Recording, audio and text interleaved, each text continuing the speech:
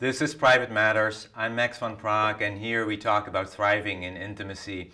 The topic of today's show is BDSM, which is a word that means sado and masochism and all kinds of variations of that, including dominance and submission.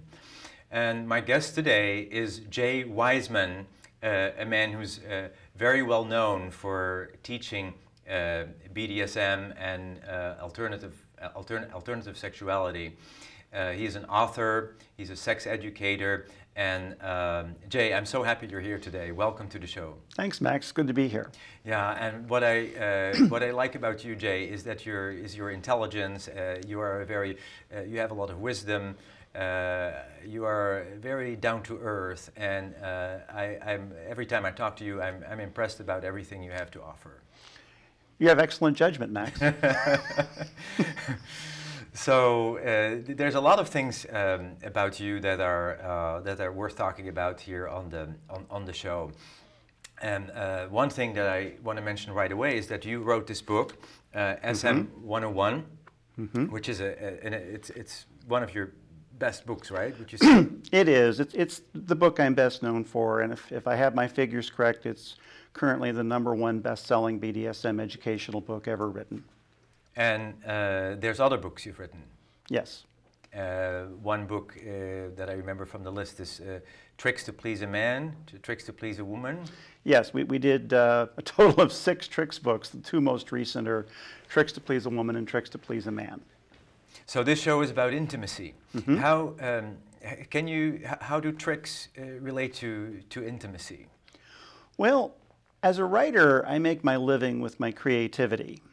And I realized it was possible to study creativity as an intellectual discipline. I've actually read books on creative thinking and taken workshops on creative thinking and so forth. And a lot of it involves avoiding self-sabotage or basically teaching yourself to get out of your own way. However, Edward de Bono, who's one of the noted educators in creative thinking, talked about how a lot of creative thinking goes into problem solving, but you can often get a greater net gain in a situation if you look at something that's already working well and figuring out how to make that work even better. And I realized in contemplating my sex life that I had thought of a couple of things that I could do with my lovers that make our sex life a little more pleasurable, a little less cumbersome, and so forth. And a number of women that I had been with, they also had some little thing that they had figured out to make what was already going pretty well go even a little bit better. And so we call these tricks. And I interviewed a whole bunch of my friends, and it turns out they had some tricks as well. And in 1992, we published the first book called Tricks, More Than 125 Ways to Make Good Sex Better. And it's been kind of ongoing ever since then. Very interesting. And Jay, you are also you are working also as an expert witness. Yes. You have a legal background, and I do. You assist in cases in particular about breath play. Is that right? Yes, I'm a court-qualified expert witness on BDSM in general and on erotic asphyxiation in particular. Breath play? Breath play, yes. Can you explain that? Basically, breath play or breath control play can be briefly summarized as suffocating or strangling one's partner or receiving such in an erotic context for the purpose of enhancing the experience. Well, I'm sure a lot of viewers are right now wondering what this has to do with intimacy. This is a stretch for some people. Can you help those people out a little bit? Well, my position on breath play is highly cautionary, and so I'm hardly an advocate for it. But like many people have heard of autoerotic asphyxiation, which kills something like between 300 and 1,200 people per year just in the United States, and that's suffocating or strangling oneself while masturbating or something like that. Obviously a highly dangerous practice. And in breath play or erotic asphyxiation, a partner is involved. And it's an inherently life-threatening and unpredictable practice which sometimes only a few seconds of strangulation or suffocation can cause a cardiac arrest. It's very, very risky. Speaking of living on the edge. Yes.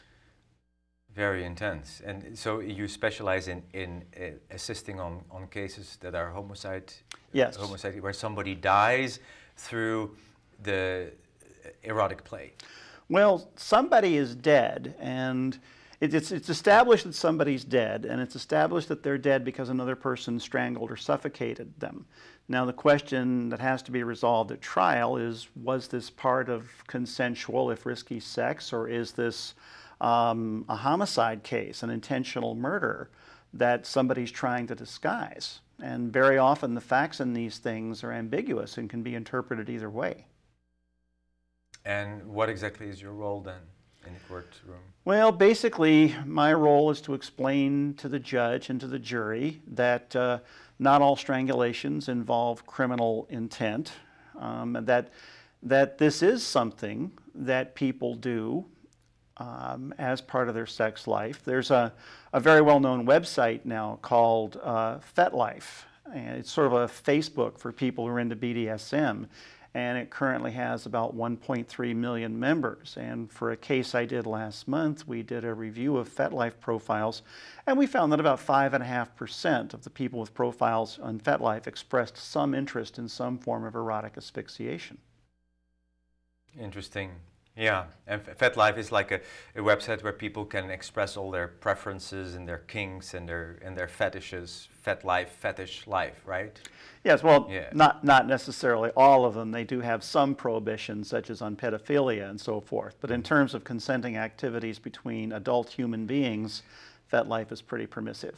Yes, I'm aware of it, and what I appreciate about it is the total honesty with which people can describe themselves. Like, I'm a sadist. And just really own those darker parts, which we know so many people who are also sadists, but they will present themselves as this beautiful human being, and they will, you know, I'm this wonderful, beautiful, and I work on myself as a beautiful human being, and all I want is the best for you. And then the dark side is there, it's kind of hidden, and it comes out in ways that are not always so well received, and very surprising to... I think you may be talking about psychopaths there, Max. Well, and they're often very charming individuals when you first meet them. But they don't own their darkness, which is the problem. Well, they're basically predators. They're human predators. Psychopaths basically see themselves as being one step higher on the food chain than the rest of us, which is why they don't feel remorse. But I'm not talking about pathological people, actually. I'm talking about people who even have a difficulty owning their anger and who will not show their anger. I am always kind of wary of people if I never see them angry, because I know that anger is somehow there, and it's going to come out somehow. And I'd rather see it and look it in the face. Yes, I think one could make a valid argument that we actually need more anger management education in this country, because we're not taught how to express anger. We're taught about sexuality and other things, but people are supposed to just somehow kind of know how to express their anger. So there's a lot of ignorance out there, and we pay a heavy price for that. Back to the legal work. I'm aware of an organization called KAROS. Actually, there's this week in Chicago, there's a conference going on, and KAROS, I believe, stands for Community Academic Consortium of Alternative Sexualities, which is a very good organization which tries to which makes a stand for incorporating alternative sexualities into the common view and psychology, and to accept it as completely acceptable. Are you aware of them? Yes, I was associated with KAROS for a while when they were first forming. I haven't done much with them in the last few years. But it's a very good. Oh yes, I know several of the members, and I know some of the members of KAROS, and they're excellent people. You know, thorough professionals. It's a good organization. And the reason why we talk about this stuff on television is because we want acceptance, and we want the world to be tolerant and accepting of all different expressions that are mutually consensual, right? Ooh, all things? I don't know. Some of the things that are inherently life-threatening. Do we want to be accepting of those? Do we want to be accepting of a practice that possibly recklessly endangers somebody's life? So most activities, yes, we do want that. I'm not quite sure I'm prepared to go so far as to say all activities. But the things you are assisting in those cases, those are accidents? Or Ooh. It's not so clear. Well, accident is a legal jargon. You know, there's a difference between something in law, there's a difference between something happening accidentally and something that's happening intentionally. And something, well, actually, in law, there's a difference between something that happens accidentally and something that happens unintentionally. You know, an accident is something that happens without negligence, whereas an unintentional result, negligence is often involved. Yes. And a lot of the homicide cases I do, the question that the jury has to answer is this an intentional homicide or is this an unintentional killing during consensual sex and therefore a horrible tragedy? Do you actually take a position? Or it depends? Well, I educate the jury that, well, I won't take a case unless I feel that at least one plausible explanation of the facts is that this is an unintentional death during consensual sex. And sometimes people still get lifelong or in prison. Yes, my last client got life without parole, and I don't think he deserves that sentence, but the jury saw it differently. Jay, what about BDSM can deepen intimacy? Ah, an excellent question. It's hard to verbalize, but there can be a unique intensity or energy about the BDSM experience. And because BDSM involves exceptional levels of vulnerability, both raw physical vulnerability from, say, being tied up to even emotional vulnerability, you have to be a very trustworthy person to do BDSM with any significant success, with reasonably good outcomes. You have to be competent, at least, at communicating your wants and your needs and your limits. This is very primordial sort of stuff. And because of the unique energy and the unique intimacy for it, it brings unique challenges. It does. Absolutely. Some people would say, and to a large degree I feel that too, it's about surrender. The whole thing, it's about having experience, especially for the submissive, but also for the top, where you can let go. Yes, about 10 years ago, I was asked to give a talk on S&M to a national convention of sexologists, and many of these people were quite skeptical about what was involved in BDSM. And I pointed out to them that a lot of conventional sex involves significant aspects of dominance and submission and so forth. I remember before I got interested in BDSM, women would sometimes say things to me like, take me or rape me or something like that, which I was kind of confused about because I'm thinking, yeah, I don't think you mean that literally, but something's going on. And so given the implicit aggression and submission that's often in conventional sexuality, I described BDSM to the sexologist as ritualized sexual aggression, that we take the aggression and submission that's often implicit in regular sexuality, and here we make it explicit, and we name it, and we give it rules and structure so we can play with it more intensely. It's kind of the difference between two 10-year-olds in a play wrestling match in the backyard versus people participating in a judo tournament or something like that. We own it. We take it out and we look at it and we give it structure so that, you know, hopefully when we're done, everybody feels good about what they did and what happened. Indeed. And all the differences in the consciousness. I have a friend who a few weeks ago was so happy. She was in this new relationship since a few months and they're so in love and everything goes well. And I checked in with her a few weeks later about her new love, and she said, well, Max, the person who I spoke of and who I was so in love with is now in jail for holding me against my will and beating me up. Oops. And when she and I spoke about this, I pointed out to her that she was in a DS relationship, that he was her dom. I said, oh, that's so interesting that you say that. I said, yeah, that's obviously what drew you to him, but the problem was that it was not made conscious. And she said, oh yeah, he hated that community, the people who do this consciously. He didn't want to have anything to do with them. And so there's the fine line between abuse and a solid conscious relationship. Somebody who owns it, you discuss it, and it doesn't go that way. Yes. Yes, I mean, for example, a very common teaching in the BDSM community is you establish what's called a safe word, which is sort of a way. A safe word is something that's used when no can't be taken at face value, when people are role-playing, you know, captor and captive or something like that. So the safe word is the real no.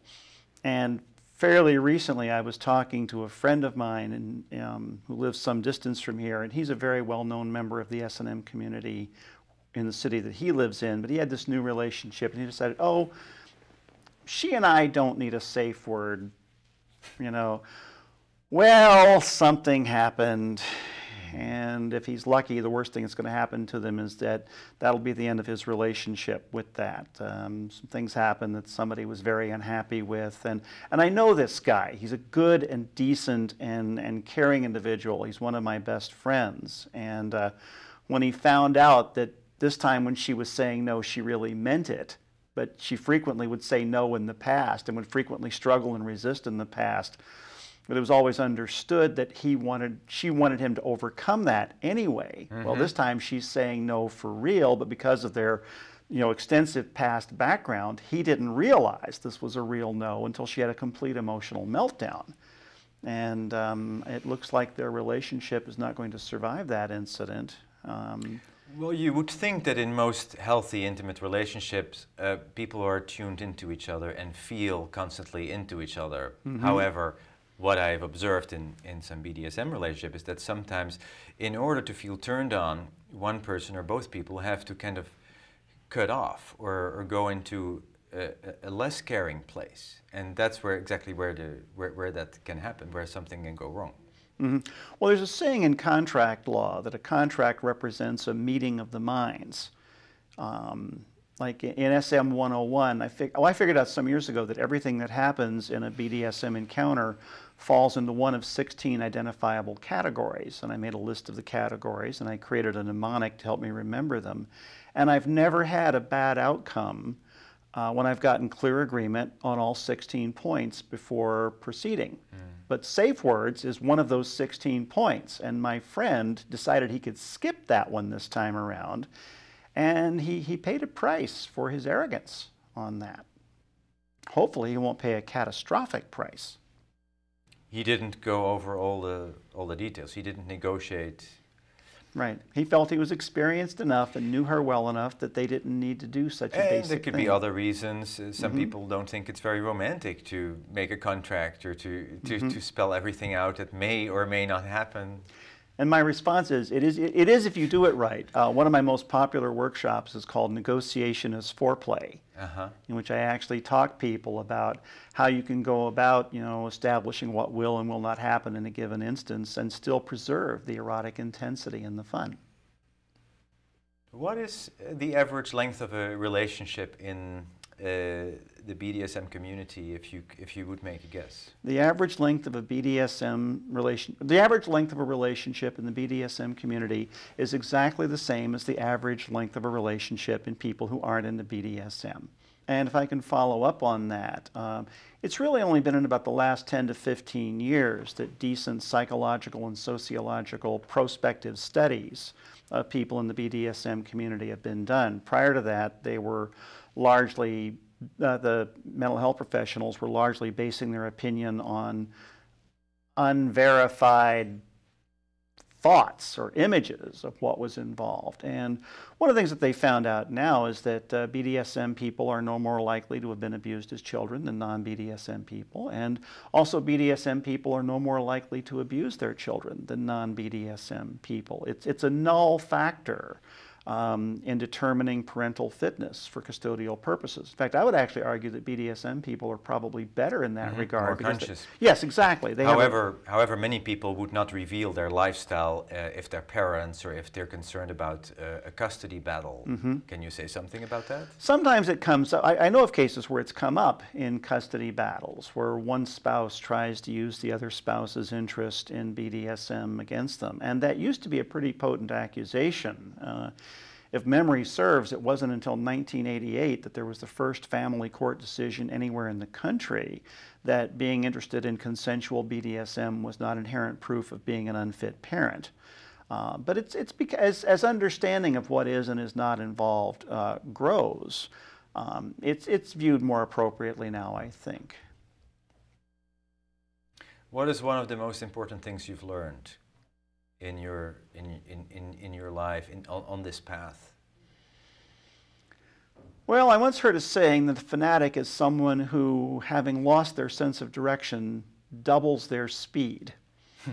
And one of the things that I've learned is if I don't think I really understand what's going on here, to slow down or even stop until I do feel I've sort of, as it were, reacquired the picture. I mean, in his excellent book called People Skills, Peter Bolton has a wonderful quote that says, "Proximity without intimacy is inevitably destructive."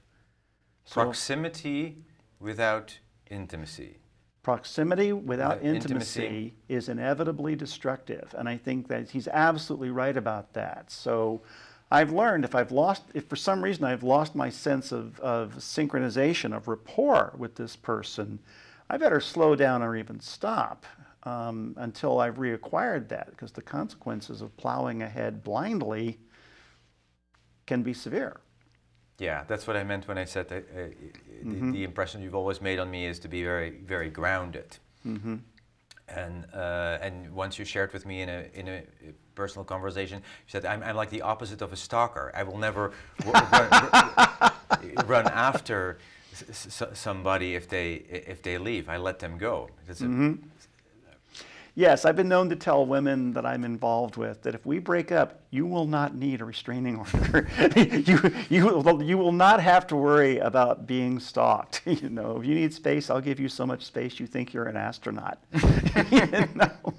No, I just made a personal decision many years ago that I would never pursue a weak sign of interest in a woman. If she didn't really strongly want me there, okay, fine, I'll accept that. I'd rather go find a woman who really does want me there. That's a great thing. Yeah. Yes. And I think many men can learn from that. Yeah. That's why I brought it up. It works better. In the long run, it really works better. Trusting that the right person will show up. Yeah. That involves a little bit, if I may use the word, that actually involves a little bit of courage, or at least not having the fear of, oh my God, if I lose this person, nobody else is ever going to want me ever, which I think is, almost entirely a false belief. But in the moment, there can be, emotionally, it can be a quite scary thing to contemplate. So yeah, there's a certain willingness to take a risk, and there's a certain willingness to be okay with being alone for a while. I don't necessarily... There is, of course, and we need to come to a place where it doesn't make any difference whether we are alone or in a relationship, and from that place something can unfold. But we go through all kind of stuff where many people feel attached, or feel the other person completes me, or possessive tendencies, and both people can get into that and find it very, very stimulating. Possessiveness.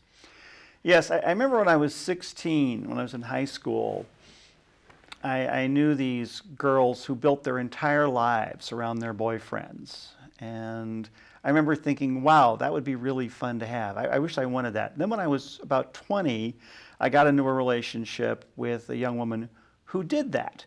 And it was really, really great for about 6 weeks. And after that, it was like, oh my God, leave me alone, give me some space. What advice do you have for a novice, somebody who is curious about BDSM and who wants to explore? A couple of bits of advice for BDSM novices. Item 1, take your time. There's no rush about any of this. You know, there's no need to be in any hurry about doing any particular thing. And my second piece of advice would be get your information from more than one source. Try to have multiple sources of information. There are a lot of very clueful people out there who've done a lot of clock hours of BDSM play and had good results. And while we can have some debates and even some arguments about this aspect or that aspect, it's like anything else. It's like flying a plane or climbing a mountain or scuba diving or something like that. People with a substantial amount of experience are usually in pretty close agreement about the fundamentals and what is and is not realistic on a basic level. So take your time and get more than one source of information, because the people who really know what they're doing probably are in pretty close agreement on the big points. Jay, what is hot to you?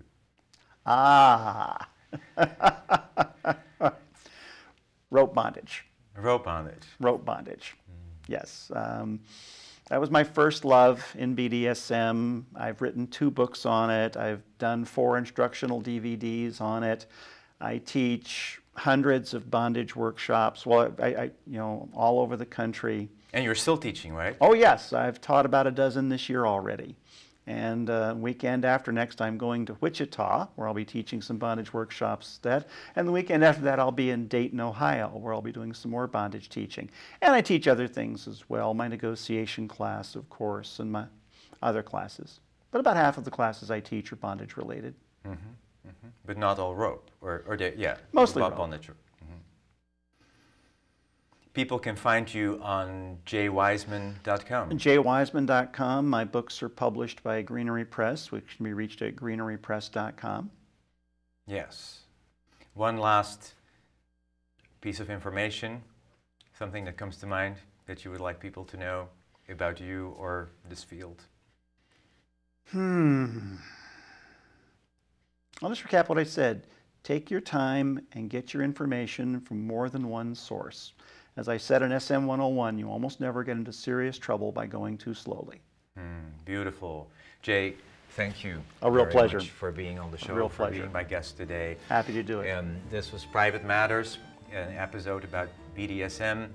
Keep watching. We come with different topics. Every episode, a new topic. This was Private Matters. I'm Max van Praag. See you next time.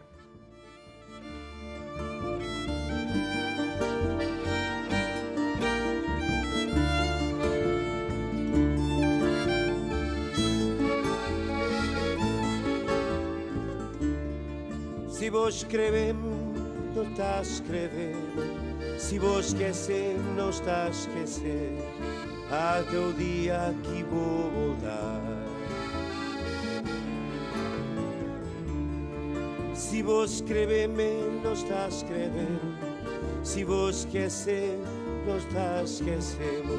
Até o dia que vou voltar.